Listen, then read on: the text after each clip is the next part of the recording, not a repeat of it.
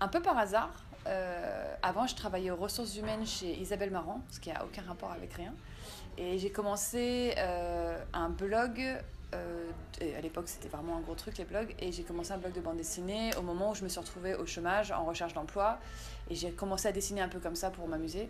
Et en fait c'est devenu mon métier un peu par hasard, parce qu'à force de dessiner, ben, les gens me suivaient, moi ça m'amusait, ça me plaisait, j'ai sorti un livre, et en fait au bout d'un an d'ACDIC, je me suis rendu compte qu'en fait j'avais une chance inouïe de pouvoir sortir un livre et dessiner, et donc je me suis donné encore un an pour essayer d'en vivre. Et j'ai trouvé un agent et au bout d'un an, ça y est, j'ai pu en vivre et du coup je me suis lancée complètement là-dedans. Mais un peu par hasard. Alors en fait, vu que j'ai travaillé dans le milieu de la mode, sur mon blog j'abordais ce thème-là en parlant des défilés, des créateurs et tout. Et assez naturellement j'en suis venue à dessiner Karl qui est quand même le plus iconique des créateurs et en plus très amusant à dessiner parce que même si en fait en vrai il s'habille de façon très variée dans les petits détails, etc., on le reconnaît tout de suite avec ses lunettes de soleil, son costard, son catogan, et on pouvait vraiment en faire un cartoon comme Où est Charlie ou Lucky Luke. C'est vraiment devenu un personnage. Et à l'époque en plus sortait son livre sur les Carlistes, des espèces de citations géniales, et donc j'ai commencé à illustrer ces citations.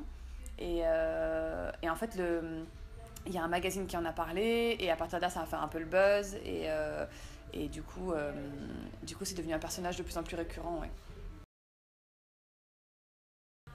La première fois que j'ai rencontré Karl Lagerfeld, c'était lors d'un shooting d'une campagne où on m'a proposé de venir pour que Karl fasse mon portrait en vue de la collaboration qu'on allait faire.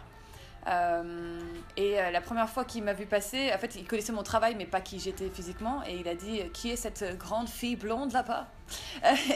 Et ensuite, on s'est rencontrés, il a fait la photo. Effectivement, la première fois, avant qu'on fasse la photo, on a discuté, et la première chose qu'il a fait, c'est me montrer des photos de Choupette sur son téléphone, comme quelqu'un montrerait des photos de son enfant. Et ça a duré un petit moment. Et j'ai eu droit à Choupette sous tous les angles. Et c'était vraiment drôle. Et ensuite, on a fait la photo. Et c'était génial parce que de le voir travailler, moi qui aime pas trop qu'on prenne en photo, clic-clac, il sait exactement ce qu'il veut.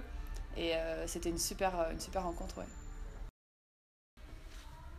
Alors, dessiner Karl, c'est assez simple, puisqu'en fait, il faut commencer par ses lunettes de soleil, qui sont quand même l'élément le plus important de son personnage. Ensuite, on dessine son nez, un sourire, parce que c'est un personnage sympathique, bien évidemment. Et puis, la coiffure, avec le petit catogan et la petite queue de cheval. Et puis ensuite, le col très haut, la cravate et la veste.